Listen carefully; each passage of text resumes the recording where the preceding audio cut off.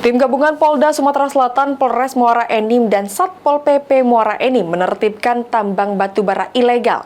Dari penggerebekan tersebut, petugas amankan 2 orang yang berada di lokasi tambang tersebut.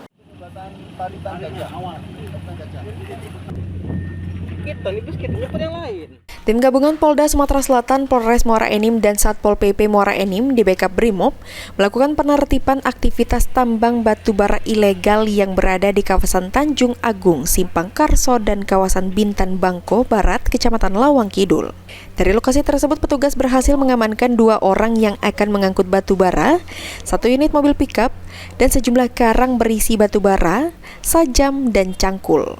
Wakapolda Sumatera Selatan Brigjen Pol M. Zulkarnain yang memimpin langsung penggerebekan mengatakan, kegiatan ini untuk menertibkan aktivitas para penambang batu bara liar. Dalam penertiban, petugas merobohkan pondok-pondok yang berada di lokasi tambang, mengamankan sejumlah barang bukti untuk menghentikan aktivitas penambangan. Petugas dibantu alat berat. Penambang-penambang liar yang tentunya hal ini melanggar hukum, jadi perlu kita tertibkan.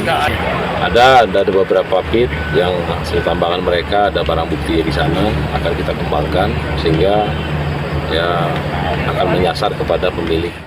Sementara itu, 2 orang yang berhasil diamankan mengaku hanya bekerja sebagai pengangkut batu bara menggunakan karung.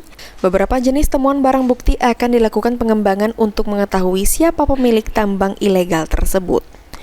Mardiansyah, PAL TV.